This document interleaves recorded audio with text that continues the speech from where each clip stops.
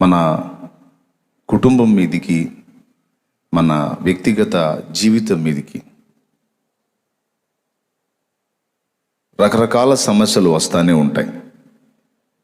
బాగా వినాలి, రకరకాల సమస్యలు వస్తూనే ఉంటాయి.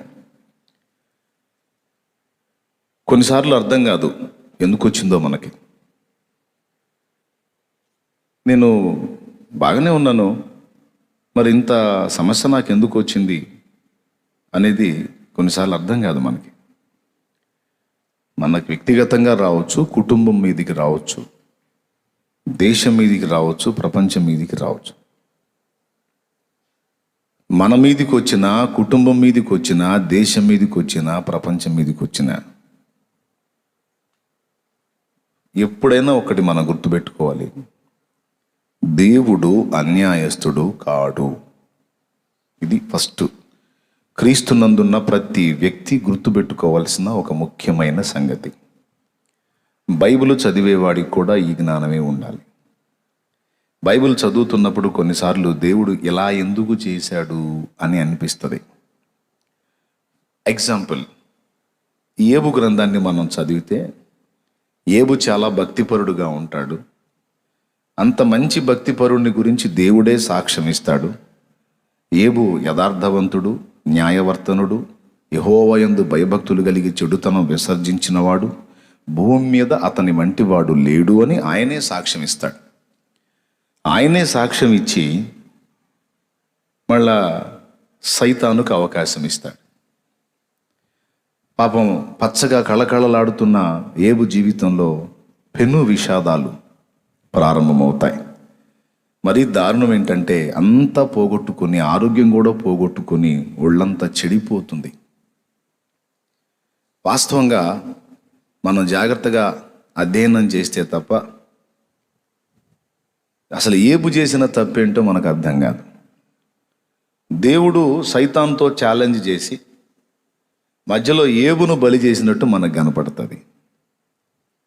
ఏమయ్యా, నువ్వను ఆ సైతాను ఇద్దరు వాదన వేసుకొని నా మాట కరెక్ట్ అంటే నా మాట కరెక్ట్ అని మీ మాటల్లో నిజ నిర్ధారణ తేల్చుకోవడానికి ఏబుని బలి పశువుని చేస్తారా? ఏబు ఏమన్నా మనిషి అనుకుంటున్నారా, లేకపోతే ఏమన్నా రాయి అనుకుంటున్నారా? ఏమిటి అసలు? ఏబుకు ఒక హృదయం ఉంది, అతనికి ఒక జీవితం ఉంది, అతనికి ఒక ప్రాణం ఉంది, అతనికి కూడా ఆవేదన ఉంటుంది. మీ ఇద్దరి సవాళ్ల కోసం ఒక నిర్దోషిని, నిరపరాధిని బలి చేస్తారా అని మనం అడగాలనిపిస్తుంది దేవుణ్ణి. ప్రారంభంలో చదివినప్పుడు నాకు అంతే అనిపించింది. తర్వాత ధ్యానించినప్పుడు అందులోని వాస్తవాలు బయటకు వచ్చినాయి. అలాగా ఏబు గ్రంథాన్ని చదివితే ఖచ్చితంగా ప్రారంభంలో గమనిస్తే దేవుడు ఇది అనవసరంగా చేశాడేమో, ఇట్లాంటి పనులు ఎందుకు చేయాలి దేవుడు అనే ప్రశ్న వస్తుంది. అట్లాగా బైబిల్ గ్రంథం చదివేటప్పుడు దేవుని మీదనే కొన్ని డౌట్స్ వచ్చేటట్లు గ్రంథంలో కొన్ని విషయాలు ఉన్నాయి. మన పర్సనల్ లైఫ్లో కూడా మనం కొన్ని పరిస్థితులు ఫేస్ చేసేటప్పుడు, అనుభవించేటప్పుడు కూడా దేవుడు ఇలా ఎందుకు చేశాడు అని ప్రశ్న కూడా మనకు వస్తుంది. అందుకే చెప్తున్నాను, జీవితంలో ఎదురయ్యే వాటికైనా, బైబిల్ గ్రంథంలో మనకు ఎదురయ్యే ప్రశ్నలకైనా సమాధానం చెప్పుకునే ముందు అసలు ఫస్ట్ మన మైండ్లో ఒక్క విషయాన్ని స్థిరపరచుకోవాలి. అదేమిటంటే దేవుడు అన్యాయస్తుడు కాడు. ఆయన చేసే సమస్త చర్యలలో న్యాయం ఉంటుంది అనేది ప్రతి దేవభక్తి సాధకుడు స్థిరంగా నమ్మాలి, దాన్నే హృదయంలో పెట్టుకోవాలి. దేవుడు అన్యాయస్తుడు కాడు అనేది మైండ్లో పెట్టుకున్న తర్వాత ఇక బైబిల్ చదివితే అప్పుడు నీకు ఎక్కడన్నా దేవుడు ఇలా ఎందుకు చేశాడన్న ప్రశ్న పుట్టినప్పుడు ఆల్రెడీ నీ మైండ్లో ఏముంటుంది?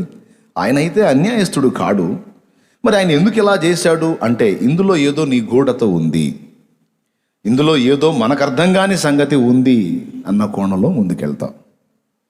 లేకపోతే దేవుడు అన్యాయస్తుడు కాడు అని స్థిరంగా ఒకడు నమ్మకుండా, బైబిల్లో ఉన్న దేవుడు తేడా అని నమ్మి ఒకడు బైబిల్ చదివితే వాడికి అన్ని తప్పులే దొరికినాయి. ఇప్పుడు మత ఉన్మాదంతో నిండిపోయిన వ్యక్తులు బైబిల్ మీద రాసినటువంటి పిచ్చి పిచ్చి పుస్తకాలన్నిటికీ కారణం అదే.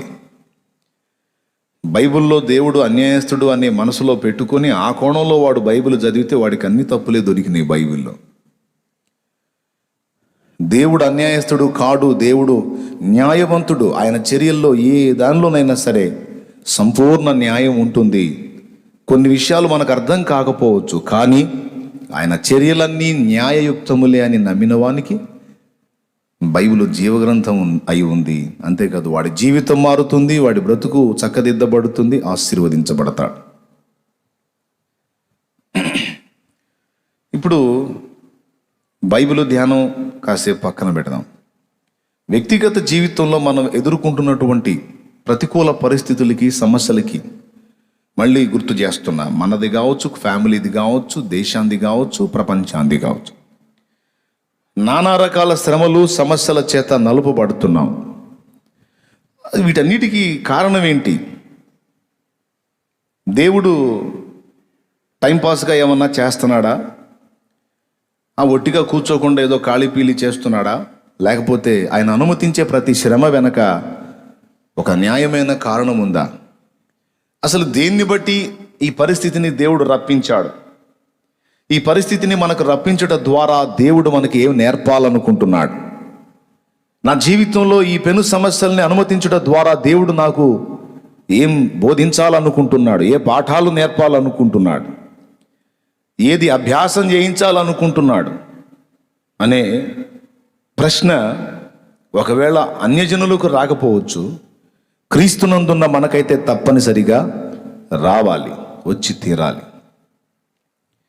అప్పుడే ప్రతి శ్రమ, ప్రతి సమస్యలో దేవుడు మనకు దాచి ఉంచిన పాఠాన్ని మనం నేర్చుకొని ఆ విషయమై మనం దేవుని చేత సరిచేయబడి కృప పొందుతాం. సమస్యని గుర్తించకపోతే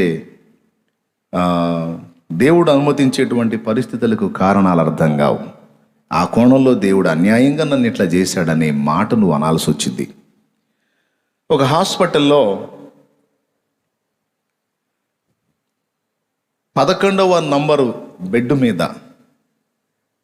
ఓ పేషెంట్ ఉన్నాడు. 11వ నంబరు బెడ్ మీద ఓ పేషెంట్ ఉన్నాడు. ఆ పేషెంటు పగలంతా బాగానే ఉన్నాడు, చాలా యాక్టివ్గా ఉన్నాడు. అది వెంటిలేటర్ అమర్చేటువంటి బెడ్.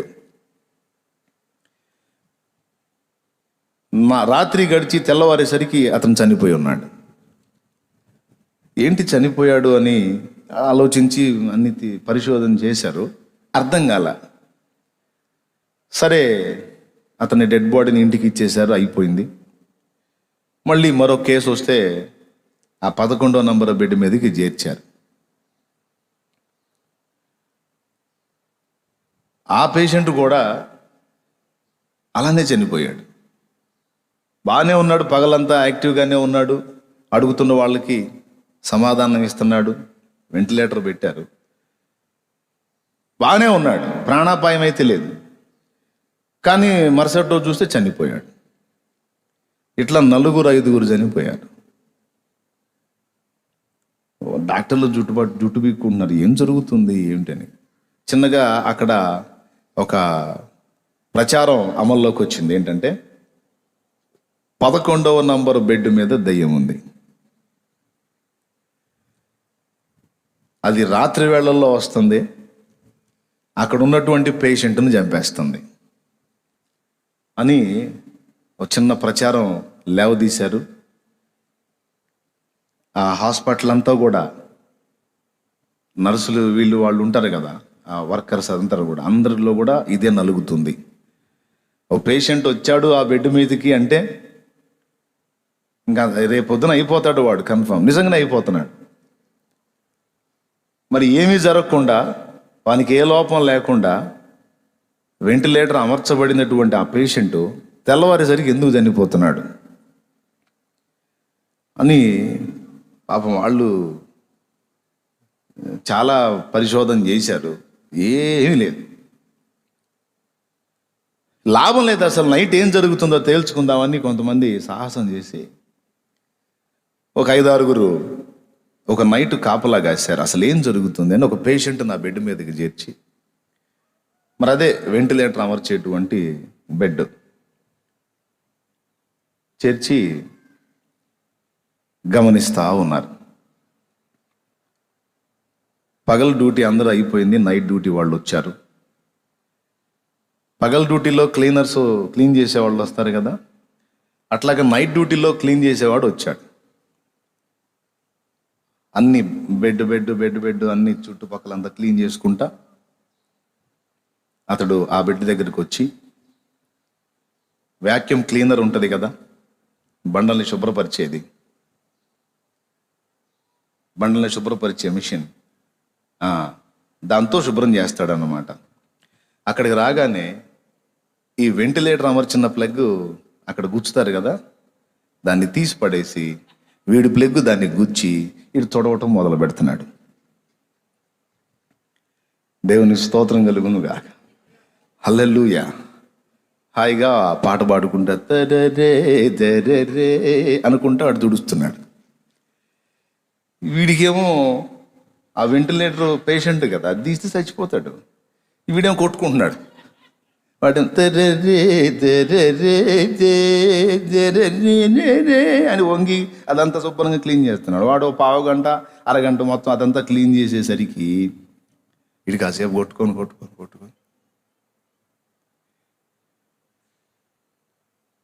వాడు అటు వెళ్ళగానే వీళ్ళు వచ్చి పేషెంట్ని చూసి వాడు చచ్చిపోయి ఉన్నాడు. అంటే ఆ ప్లగ్ బీగటంతో వీళ్ళు గుండె జారిపోయింది. వాడికి తెలియదు, అది తీసి నా మిషన్ది పెట్టి నేను క్లీన్ చేసుకుంటున్నాను అనే పనిలోనే ఉన్నాడు, కానీ అది తీసేస్తే వాడు చేస్తాడని వీడికి తెలియదు.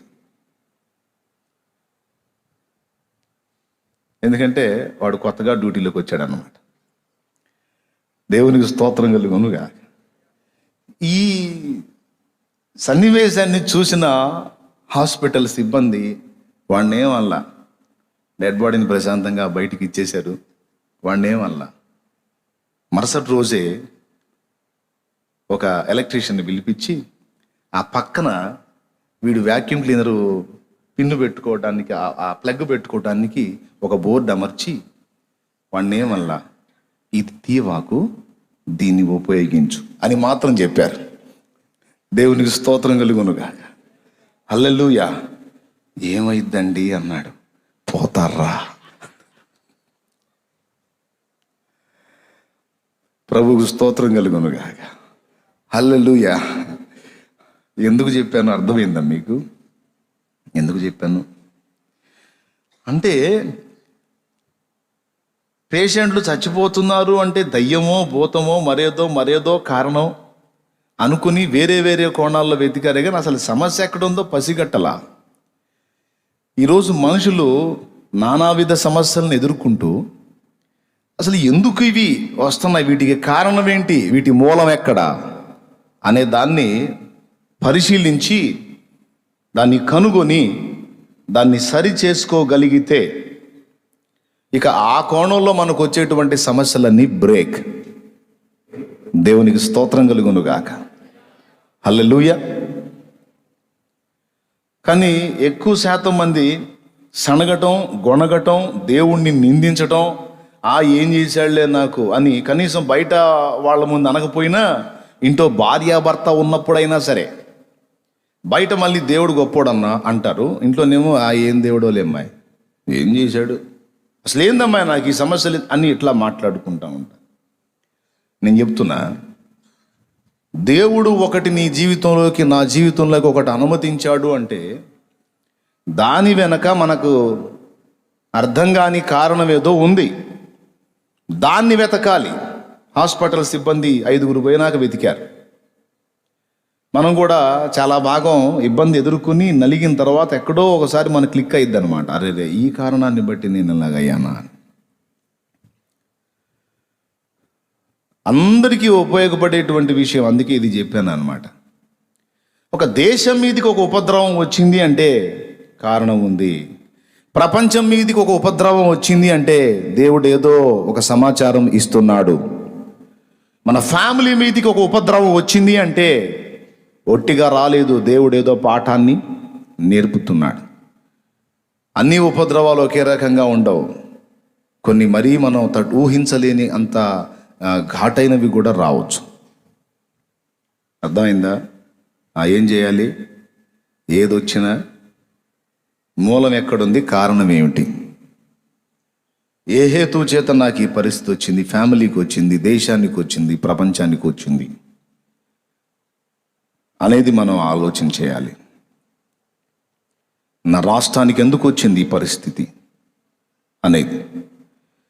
ప్రస్తుతం ప్రపంచం మొత్తం మీదికి ఓ భయంకరమైన తెగులు కంటికి కనపడట్లేదు, కానీ ఆ ప్రపంచ గవర్నమెంట్లు, అన్ని దేశాల గవర్నమెంట్లని అతలాకుతలం చేస్తుంది. దాదాపు కొన్ని ప్రదేశాలలో కాస్త ఇమ్యూనిటీ పవర్ తక్కువగా ఉన్నటువంటి ప్రదేశాలలో, రోగ నిరోధక శక్తి తక్కువగా ఉన్నటువంటి మనుషులు ఉన్న ప్రదేశాలలో లక్షలాది మందిని ఇప్పటికే బలి చేసింది. కొన్ని ప్రదేశాల్లో కాస్త రోగ నిరోధక శక్తి ఎక్కువగా ఉన్న ప్రదేశాల్లో చిన్న చిన్న బలహీనతలతో వదిలేసి వెళ్ళిపోతుంది. ఇదొక్కటే కాదు, దీనికి ముందు వచ్చినటువంటి రకరకాల తెగుళ్ళు, రకరకాల సమస్యలు, వీటన్నిటికీ కారణం ఏమిటి? సహజంగా అందరూ అనుకునేది ఏంటంటే క్లైమేట్ చేంజ్ అయింది, వాతావరణంలో మార్పులు కలిగినందున ఇలాంటి బలహీనతలు వస్తున్నాయని సైన్స్ చెప్తుంది.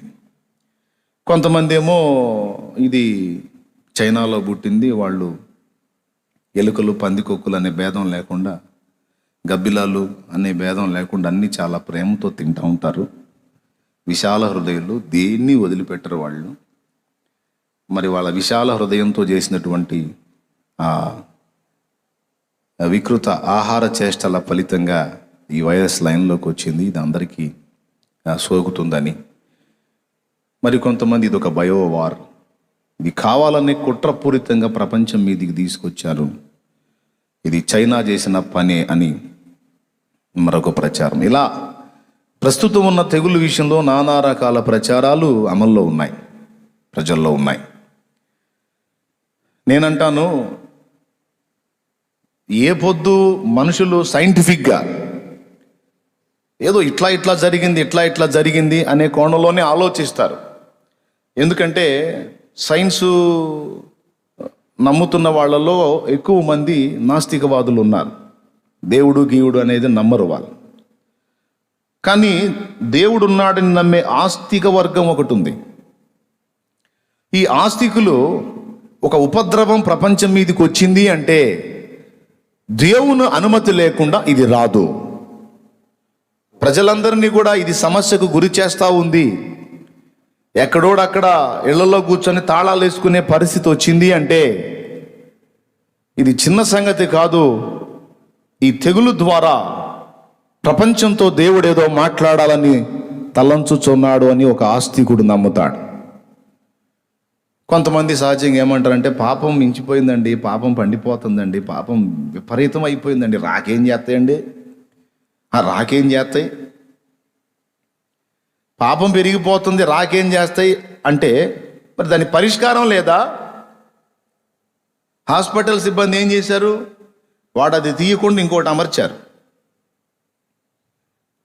ఆ సమస్య మళ్ళీ ఇంకా ఆ బెడ్ మీద ఎవడు చావాలా?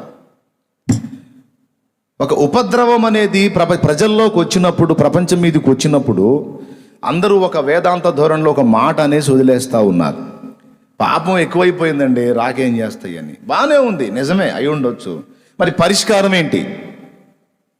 పరిష్కారం ఏంటంటే ఏం చేస్తాం? పరిష్కారం రోగం వస్తే పోవటమే, ఇంకా చేసేది ఏముంది అని ఒక మాటతో దేవుణ్ణి ఎరగనటువంటి వాళ్ళు, వాక్యాన్ని ఎరగని వాళ్ళు అలా స్పందించి వదిలేస్తారు. కానీ దేవుణ్ణి ఎరిగిన మనం, ప్రభు రక్తములో కడగబడిన మనం, దైవ వాక్యాన్ని మన స్వాస్థ్యముగా స్వతంత్రించుకున్న మనం ఏం చేయాలి అనేది మనకి పరిశుద్ధ గ్రంథం స్పష్టంగా సాక్ష్యం ఇస్తుంది. దానియేలు గ్రంథం, ఎజ్రా గ్రంథం, నెహెమ్యా గ్రంథం, బాగా గమనించాలి. దానియేలు గ్రంథం, ఎజ్రా గ్రంథం, నెహెమ్యా గ్రంథం మొదలైన గ్రంథాల్లో దానియేలు, ఎజ్రా, నెహెమ్యా మొదలైన భక్తులు ప్రార్థన చేశారు. ఏమని చేశారో తెలుసా? దానియేలు భక్తుడైతే ఒక్కసారి దానియేలు గ్రంథం మీరు కానీ తీయగలిగితే చూద్దాం. చూడండి, బైబిల్ తెచ్చుకున్న వాళ్ళంతా కూడా దానియేలు గ్రంథము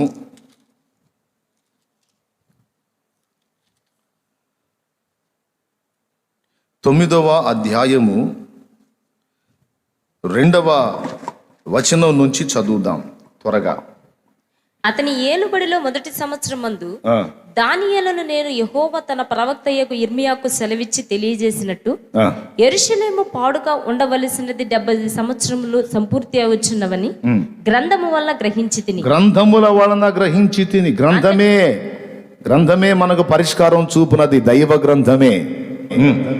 అంతటి నేను గోనెపట్ట కట్టుకుని గ్రంథముల వలన తెలుసుకుంటుని, గ్రంథము వలన తెలుసుకుంటుని. అప్పుడేమో గ్రంథములు అంటే ఏ పుస్తకానికి ఆ పుస్తకం విడివిడిగా లభించినాయి.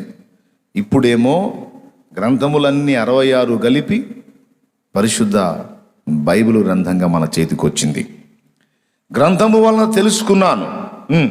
అంతటి నేను గోనెపట్ట కట్టుకొని ధూళి తలపైన వేసుకుని ఉపవాసముండి ప్రార్థనా విజ్ఞాపనలను చేయుటకై ప్రభువుకు దేవుని ఎదుట నా మనస్సును నిబ్బరము చేసుకుంటుని. ప్రభువుకు దేవుని ఎదుట నా మనస్సును నిబ్బరము చేసుకుంటుని. నిబ్బరము, ప్రకృతి వికృతి ఉంటాయి తెలుసు కదా. దువ్వు, దూరము, దువ్వు ప్రకృతి వికృతిలో. అట్లాగా నిర్భయము, నిబ్బరము. నిబ్బరము అంటే నిర్భయము, భయము లేకుండా. నా మనస్సుని నిబ్బరం చేసుకున్నాను. ఎందుకు భయం వచ్చింది నీకు? ఎందుకు నిబ్బరం చేసుకోవాల్సి వచ్చింది అంటే కింద చదువుతాడు. కింద చదువు. నేను నా దేవుడైన యెహోవా ఎదుట ప్రార్థన చేసి ఒప్పుకున్నదేమనగా ప్రభువా, మహాత్యమును కలిగిన భీకరుడు వగు దేవా, అబ్బా, నీ ఆజ్ఞలను అనుసరించి నడుచు వారి ఎడల నీ నిబంధనను నీ కృపను జ్ఞాపకము చేయువాడా, మేమైతే నీ దాసులకు ప్రవక్తలను నీ నామమును బట్టి మా రాజులకును మా అధిపతులకును మా పితరులకును యూదయ దేశ జనులందరికీ చెప్పిన మాటలు ఆలకింపక నీ ఆజ్ఞలను నీ విధులను అనుసరించుట మాని. ఎవరు చెప్పిన మాటలు ఆలకింపక? నీ దాసులకు ప్రవక్తలు, నువ్వు ఏర్పరిచిన నీ సేవకులు చెప్పినటువంటి మాటలు లక్ష్య పెట్టక, చెవిన పెట్టక, పెడ చెవిన పెట్టి నీ ఆజ్ఞలను నీ విధులను అనుసరించుట మాని పాపులమును దుష్టులమునై చెడుతనమయందు ప్రవర్తించుచు. పాపులమును దుష్టులమును నై చెడుతనమునందు ప్రవర్తించుచు తిరుగుబాటు చేసిన వారము. అది ఎందుకు ఈ 70 ఏళ్ళు శాపాన్ని అనుభవించాల్సి వచ్చింది? పరాయి దేశంలో బానిస బతుకు బతకాల్సి వచ్చింది. ఎందుకు ఈ దరిద్ర కొట్టు స్థితి మాకు వచ్చింది అంటే, మేము పాపులమును దుష్టులమునై నీ ఆజ్ఞలను గైకొనక ఏం చేశారట? చెడుతనమందు ప్రవర్తించుచు తిరుగుబాటు చేసిన వారు. అసలు దానియేలు ఎప్పుడన్నా అలా చేశాడా? మీరు కావాలంటే దానియేలు లైఫ్ చదవండి. మీరు దానియేలు ఎప్పుడైనా ఆ మాటకి అర్హుడుగా కనిపిస్తాడా? దానియేలును గురించి దేవుడు ఏమని చెప్పాడు? దానియేలు, నీవు బహుప్రియుడవు అన్నాడు. దేవునికి బహుప్రియుడైన వాడు దుష్టుడు, పాపి, చెడుతనం చేసినోడు అవుతాడా? కాడు కదా. కానీ దానియేలు ఏమంటున్నాడో తెలుసా? మేము పాపులమును దుష్టులమును చెడుతనమునందు ప్రవర్తించువారం. చదువు అయిపోలా. ప్రభువా, ప్రార్థన చేస్తున్నాడు ఇక. నీవే నీతిమంతుడవు, ఆహా, మేమైతే సిగ్గు చేత ముఖ వికారం పొందిన వారము. మేము నీ మీద తిరుగుబాటు చేసితిమి, దానిని బట్టి నీవు సకల దేశములకు మమ్మను తరిమితివి. యెరూషలేములోను యూదయ దేశములోను నివసించుచు స్వదేశవాసులుగా ఉన్నట్టియు పరదేశులుగా ఉన్నట్టియు ఇశ్రాయేలీయులందరికీ మాకును ఈ దినమున సిక్కే తగ్గి ఉన్నది. అబ్బా, మాకీ గతి తగినదే, మాకీ పరిస్థితి తగినదే. నీవే నీతిమంతుడవు, న్యాయవంతుడవు, నువ్వు చేసిన దానిలో తప్పు లేదు తండ్రి. నువ్వు అనుమతించిన శ్రమలో, సమస్యలో, బాధలో, హలో, ఇదొక దేశం కోసమే అనుకోకండి. ఫ్యామిలీ పరంగా కావచ్చు, పర్సనల్గా కావచ్చు, మనం ఎదుర్కొంటున్నటువంటి పరిస్థితులన్నిటిలోనూ ఇది మనం చేయవలసిన ప్రార్థన అయి ఉన్నది. దేవా, నాకు ఈ పరిస్థితి వచ్చింది, ఎందుకు వచ్చింది అని నేను నిన్ను అడగను.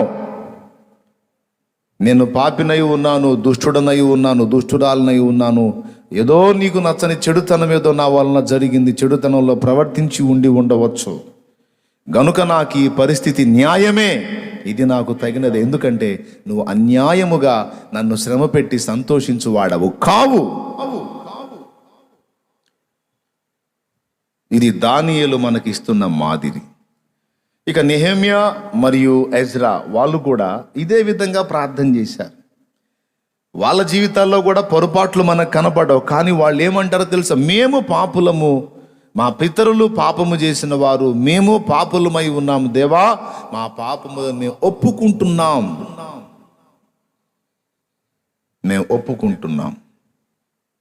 అని దేవుని ముందు వారు అసలు లోపం ఎక్కడుందో అని గుర్తెరిగి వారు గోనె పట్ట కట్టుకొని తల మీద ధూళి పోసుకొని ఉపవాసం ఉండి, ఏదో ప్రజల ముందు సింపతి కోసమో ప్రజలకు కనపడాలనో కాకుండా నిండు మనసుతో, యథార్థ హృదయంతో వారు దేవుని వైపు తిరిగి ప్రజలను దేవుని వైపు త్రిప్పారు. వారు ఏ మాటలైతే పలికారో ఆ మాటలన్నీ ప్రజలు పలుకున్నట్లు వారిని ప్రేరేపించి ముందు వీరు పలుకుట ద్వారా ఆ మాటలు వారు కూడా పలికి ప్రజలందరూ కూడా తమ హృదయపూర్వకంగా దేవుని వైపు మళ్ళుకున్నప్పుడు దేవుడు వారికి విడుదల ప్రకటించినట్లు పరిశుద్ధ గ్రంథంలో మనం అనేక సందర్భాల్లో చూస్తాం. ఒకసారి గట్టిగా స్తోత్రం చెప్పండి, గట్టిగా చెప్పండి. సమస్యను కలిగి ఉన్న ప్రతి ఒక్కడు కారణాన్ని తెలుసుకోవాలి, పరిష్కారాన్ని తెలుసుకోవాలి. ఏం తెలుసుకోవాలి? కారణాన్ని తెలుసుకోవాలి, ఏ కారణం చేత వచ్చింది అని. పరిష్కారం ఏంటి అనేది కూడా తెలుసుకోవాలి. కారణం చెప్పేవాడు దేవుడే, పరిష్కారం చెప్పేవాడు దేవుడే. గనుక మనిషి ఎదుర్కొంటున్నటువంటి ప్రతికూల పరిస్థితులన్నిటికీ మనకు సమాధానం ఇయ్యగల ఒకే ఒక్కడు ప్రభు. మనం ఆశ్రయించాల్సింది ఆయన. అలా ఆశ్రయించి ఆయన వైపు మన హృదయాలు తిప్పుకొని, ఇదిగో భక్తులు ఎలాగైతే ఒప్పుకున్నారో అలాగున ప్రజలందరి దోషములు మన దోషములుగా మనం ఒప్పుకొని దేవుని వైపు మనం మళ్ళుకొని మొర్రపెట్టి మన చెడుతనమును విసర్జించి ఒక్కసారి అక్కడ సిద్ధపడాలి అంటాడు. ఎజ్రా గ్రంథం ఒక్కసారి తీసుకోండి. ఎజ్రా గ్రంథము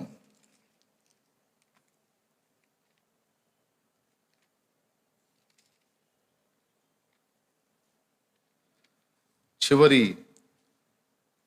అధ్యాయము, ఎజ్రా గ్రంథము 10వ అధ్యాయము 11వ వచనం.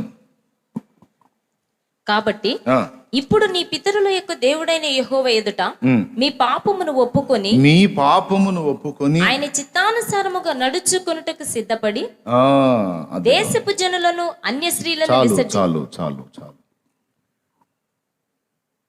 ఆయన చిత్తానుసారముగా నడుచుకొనుటకు సిద్ధపడాలి. ఆయన వైపు తిరిగి మన పాపములు ఒప్పుకోవాలి. ఆయన చిత్తానుసారంగా నడుచుకొనుటకు రెడీ కావాలి. అయ్యా, అయిందేదో అయిపోయింది, జరిగిందేదో జరిగిపోయింది, మేము తప్పు చేసావు, నువ్వు దెబ్బ కొట్టావు, అయిపోయింది, ఇక కనికరించు. మరో పర్యాయం అలా జరగకుండా జాగ్రత్త పడతాం. స్తోత్రం చెప్పండి, గట్టిగా చెప్పాలి. అబ్బే, అందరూ ఐక్యమై ఏకమై ఒక్కసారి గట్టి స్వరంతో చెప్పండి. అది సూపర్గా ఉంది. ఒప్పుకోవాలి, సిద్ధపడాలి. ఏం సిద్ధపడాలి? ఒప్పుకున్న తప్పు మళ్ళా చెయ్యకుండా, మన ద్వారా అది జరగకుండా దేవుని ఎదుట మనం జాగ్రత్త పడాలి. ఇలా మన మనసును దృఢపరుచుకున్నప్పుడు ఇంకా చెయ్యకూడదు, మళ్ళోసారి ఇలాంటి పరిస్థితుల్లోకి వెళ్ళకూడదు అనే తీర్మానం మనలో వచ్చినప్పుడు అప్పుడు ఆయన కనికరం మన మీదకి వస్తుంది. దేశం కోసమైతే దేశం మీదకి వస్తుంది, ఫ్యామిలీ కోసమైతే ఫ్యామిలీ మీదకి వస్తుంది. మన వ్యక్తిగతమైన విషయంలో అయితే ఇలా మనం సిద్ధపడినప్పుడు మన మీదకి ఆయన కనికరం వస్తుంది. అతిక్రమములను దాచిపెట్టువాడు వర్ధిల్లడు, కానీ ఒప్పుకొని విడిచిపెట్టువాడు కనికరం పొందుతాడని సామెతల గ్రంథంలో రాయబడి ఉంది. దేవునికి స్తోత్రం కలుగును గాక. యోహాను రాసిన మొదటి పత్రిక 1వ అధ్యాయములో 8-9 వచనాలు మనం చదివితే ఇలా ఉంటుంది, చూడండి తొందరగా. మనము పాపము లేని వారమని చెప్పుకుని ఎడల, మనము పాపము లేని వారమని చెప్పుకుని ఎడల మనలను మనమే మోసపుచ్చుకుందుము. అద్దుగో మనల్ని మనమే మోసపుచ్చుకునే ప్రక్రియలో ఒకటేంటంటే నా దగ్గర తప్పేమీ లేదు అనుకోవటం. మనము పాపము లేదని చెప్పుకుని ఎడల మనల్ని మనమే మోసపుచ్చుకుంటున్నాం. మరియు మనలో సత్యం ఉండదు. మనలో సత్యం ఉండదు. మన పాపములను మనము ఒప్పుకుని ఎడల, అద్దుగో చూడండి అమ్మా సోదరి ఏమంటున్నాడు? మన పాపములను మనం ఒప్పుకొని ఎడల ఆయన నమ్మదగిన వాడును నీతిమంతుడును గనుక ఆయన మన పాపములను క్షమించి సమస్త దుర్నీతి నుండి మనలను పవిత్రులుగా చేయును. అది ఒప్పుకో, విడిచిపెట్టడానికి సిద్ధపడు. దేవుడికి నీకు కావలసిన కార్యాలు ఆయన చేస్తాడు. నినివే మహాపట్టణాన్ని నాశనం చేస్తానని దేవుడు పూనుకొని యోనాను పంపించి వాళ్లకు హెచ్చరిక ఇచ్చినప్పుడు వాళ్ళు చేసిన పని అదే. వాళ్ళ పాపములు ఒప్పుకొని చెడుతనమును అసహించుకుని విడిచిపెట్టి పశువులతో సహా ఉపవాసం ఉంచి వారు ప్రార్థనలో దేవుని వైపు మళ్ళుకున్నప్పుడు ఆ నినివే మహాపట్టణాన్ని నాశనం చేస్తాను, దాని మీదకి కీడు రప్పిస్తానని దేవుడు పలికిన మాటను దేవుడు విరమించుకున్నాడు. పిల్లరా, నేను ఒక మాట చెప్తున్నా, మీరు సీరియస్గా తీసుకోండి. ఇది ఇప్పుడు ఎలా ఉంది, ఖచ్చితంగా ఈ సమస్యకు ఒక పరిష్కారాన్ని దేవుడు సూచించకపోతే రాబోతున్న రోజులు ఇంకా భయంకరంగా మారబోతున్నాయి. మీరు అనుకుంటున్నారేమో ఫ్రీగా ఉంది, ఏం పర్వాలేదు, లాక్డౌన్లు ఎత్తేసారు, అంత మంచిగా నడుస్తుంది అని ఒకవేళ మీరు అనుకుంటున్నారేమో. లేదు, పెను ప్రమాదం పొంచి ఉంది. ఈ కాలము ప్రమాదకరమైన కాలమే, రాబోతున్న కాలము ప్రమాదకరమైన కాలమే. రెండు ప్రస్తుతం ఉన్న తెగులుకు సహకరించే కాలాలే.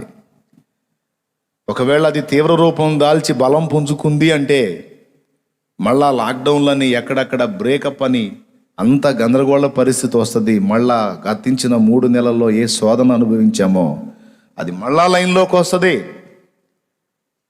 మళ్ళా ఆరాధనలు ఆపేసుకోవాల్సి వచ్చింది, మళ్ళా చర్చిలు మూతపడే పరిస్థితి వస్తుంది, మళ్ళా సరుకులు సామాగ్రి అందని పరిస్థితి వస్తుంది. ఎందుకంటే ఒక ఉత్కంఠ ఉంది ఇప్పుడు ప్రపంచంలో, దేశంలో, ముఖ్యంగా మన రాష్ట్రంలో, తెలంగాణలో కూడా.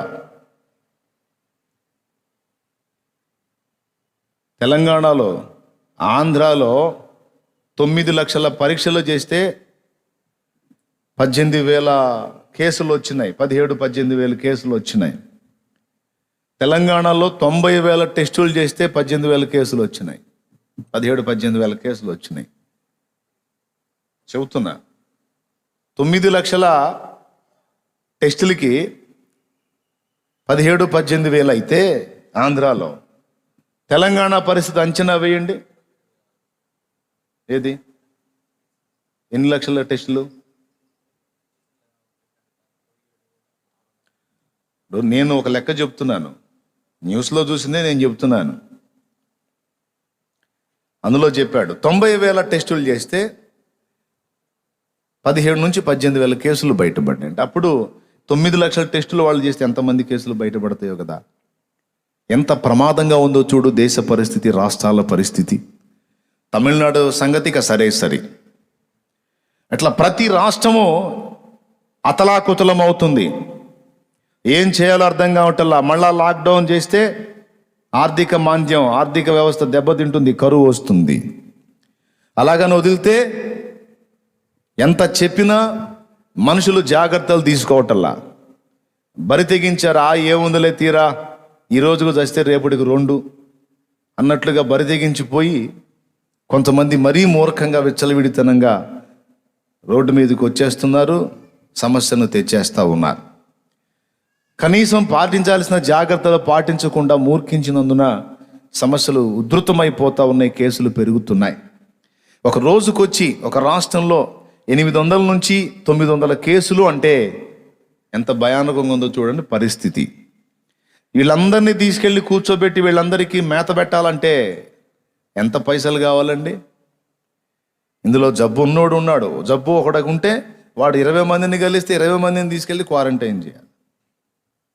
20 మందికి ఫుడ్ గవర్నమెంట్ ఏర్పాటు చేయాలి. ఈ రకంగా లక్షలాది మందిని గవర్నమెంట్ తీసుకెళ్ళి ఒక దగ్గర దాచిపెట్టి వాళ్ళందరికీ ఫుడ్ పెట్టాలంటే ఎంత డబ్బు కావాలి, ఎంత పరిస్థితి, ఎక్కడి నుంచి వచ్చింది? కాబట్టి ఇక జరగబోతుంది ఏందో చెప్పనా, ముందే చెప్తున్నా. దేవుడు దీనికి ఒక ఫుల్ స్టాప్ పెట్టకపోతే ఇక రాబోతున్న రోజుల్లో గవర్నమెంట్లు చేతులు ఎత్తేస్తాయి. గతంలో కొన్ని దేశాలు చేతులు ఎత్తినట్టు. సార్ నాకు కరోనా వచ్చింది, ఇప్పుడేమో కరోనా వచ్చిందని చెప్పడానికి దాక్కుంటున్నాడు. రేపు సార్ నాకు కరోనా వచ్చింది సార్, నాకు మెడిసిన్ ఇవ్వండి అంటే అడుగుచ్చావా అనే పరిస్థితి రాబోతుంది.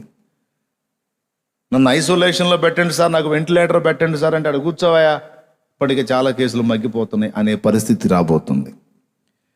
సార్ నాకు మంచి ఫుడ్ ఇవ్వండి సార్ అంటే ఏం ఫుడ్, ఏడ్చావులేపో చాలామంది ఉన్నారు అక్కడ అనే పరిస్థితి రాబోతుంది. ఎంతవరకు తీసుకొచ్చి పెడుతుంది గవర్నమెంట్? అదైనా ఎవరిది? ఏమన్నా సృష్టిస్తుందా గవర్నమెంట్? మంత్రం పెట్టి ఏమన్నా సృష్టిస్తుందా? లేదు కదా. లాక్డౌన్ తీసేసి వ్యవస్థ మళ్ళా రన్ అవటం స్టార్ట్ అయింది. ఖజానాకు కొంత సొమ్ము చేరితే ఆ సొమ్మును మళ్ళా ప్రజల మీదకి తీసుకొచ్చి పెట్టే పరిస్థితే కదా గవర్నమెంట్. మరి ఇక ఈ రకంగా తయారై భవిష్యత్తులో ఎలాంటి పరిస్థితులు వస్తే ఇంకెక్కడా? నీకు తెలుసా, ఇటలీలో, అమెరికాలో చనిపోయిన శవాలు, చైనాలో చనిపోయిన శవాలను విసిరిసేస్తున్నారని ఫీల్ అయ్యాం. కర్ణాటక, తమిళనాడులో కూడా శవాలను ఎట్లా విసిరేశారో చూసారా? వీడియో పెట్టారు చూసారా? కనీసం చనిపోయినటువంటి తమ బంధువులను కుటుంబీకులు ఖననం చేసుకునే పరిస్థితి లేదు. ఈరోజు ఈ పెద్ద హాస్పిటల్లో ఇంతమంది ఈ వ్యాధితో, మరి పెద్ద వయస్కులే కావచ్చు, వేరే బలహీనతలతో ఉన్నవాళ్ళు కావచ్చు, ఇంతమంది చనిపోయారు అంటే 12 మందినో 11 మందినో ఒకే వెహికల్లో తీసుకొచ్చి ఒక పెద్ద గుంట తీసి పట్టి ఇసిరి నెట్టేస్తూ ఉన్నారు. అందులో బాడీస్ని ఒక కవర్లో ప్యాక్ చేశారు. దాన్ని అట్లా విసిరేశారని దాని మీద కేసు పెట్టాలి, అది ఇది అంటే ప్రభుత్వం మేము దాని గురించి చర్య తీసుకుంటాం అన్నారు. అయిపోయింది, చర్య కూడా తీసుకోరాళ్ళు. ఏంది తీసుకునేది? మీరు నిదానంగా భూస్థాపన చేయండి అంటే ఏంది సార్ నిదానంగా చేసేది?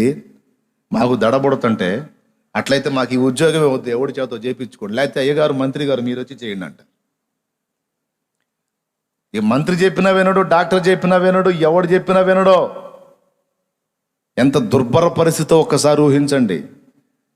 దేవుడు దీనికి ఒక పరిష్కారాన్ని ఆయన జోక్యం చేసుకొని ఒక వ్యాక్సినో మెడిసినో ఏదో పరిష్కారం శీఘ్రమైన స్వస్థత కలుగునట్లు దేవుడు కృప చూపకపోతే రాబోతున్న రోజుల్ని మనం ఊహించలేము.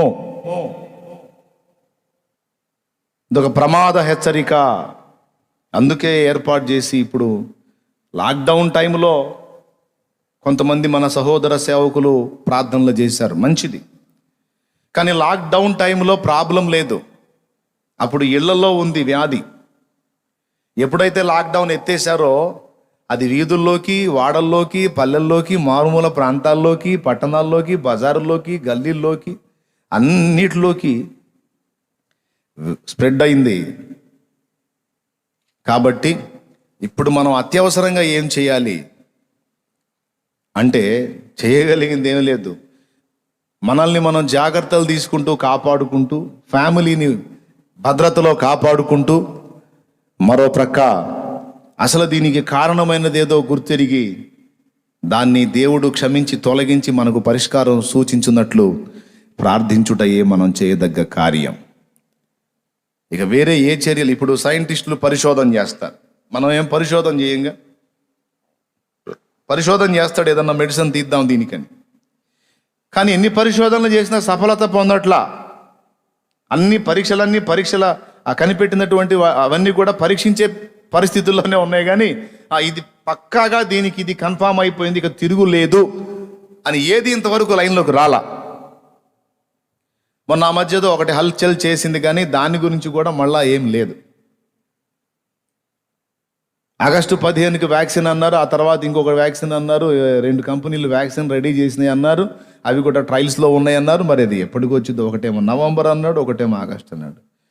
రోజుకేమో ఇవేమో ఉధృతమైపోతూ ఉన్నాయి. కాబట్టి ఇప్పుడు మనం ఆ ప్రయోగం చేసే వాళ్ళకి, దానికోసం ప్రయాసపడే వాళ్ళకి దేవుడు తగిన మెడిసిన్ని సూచించున్నట్లు పరిష్కారాన్ని దేవుడే అనుగ్రహించాలి. ఏం చేయగలుగుతాడండి మనిషి? ఏదైనా సాధించగలం, ఏదైనా చేయగలమని వెర్రవీగారు. టెక్నాలజీ అభివృద్ధి చెందింది, నాగరికత పెరిగింది, దేవుడు గీవుడు జాంతానాయ్, మనుషుడు ఇప్పుడు ఏదైనా సాధిస్తున్నాడని వెర్రవీగి మీసాలు తిప్పారు. తిప్పిన మీసాలన్నీ ఇప్పుడు కిందకి దించుకొని మెదలకుండా బిక్కుమంట దిక్కులు చూస్తూ ఉన్నారు. పైకి తిప్పిన మీసాలన్నీ ఇప్పుడు కిందికి దించేసుకొని, ఏందిరా మరి ఇక ఏదైనా అని అన్నారు కదా, ఏం సంగతి అంటే నేను చెప్తున్నా, మానవ ప్రయత్నం ఉండాలి, దేవుని దీవెన కృప కూడా ఉండాలి. ఎందుకంటే సృష్టి తన ప్రతి మజిలీలోనూ దేవుని చేతనే నడిపించబడుతుంది. కర్త ఒకడున్నాడు పైన కూర్చొని. అసలు కర్తే లేడన్నట్టు బతికితే ఎట్లా? మనం కర్త ఉన్నాడు, దేన్నైనా మేము ఎదిరించగలం, దేన్నైనా సాధించగలమని వెర్రవీగుతున్నారు కదరా. కంటికి కూడా కనపడంది ఒకటి మీ ముందుకు పంపిస్తాను, దమ్ముంటే చూడండి అని. ఇప్పుడు అది కంటికి కూడా కనపడట్లా, తాట తీస్తుంది ఒక్కొక్కడిని. దేవునికి స్తోత్రం కలుగును గాక. హల్లెలూయా. కాబట్టి మూర్ఖుల వల్లే మనం ఉండకుండా, మూర్ఖులు మాట్లాడినట్లు పనికిమాలిన మాటలు మనం మాట్లాడకుండా, సృష్టికర్త వైపు మన హృదయాలు తిప్పి, మన మనసులు త్రిప్పి మనం ప్రార్థన చేయవలసిన సమయం ఇది.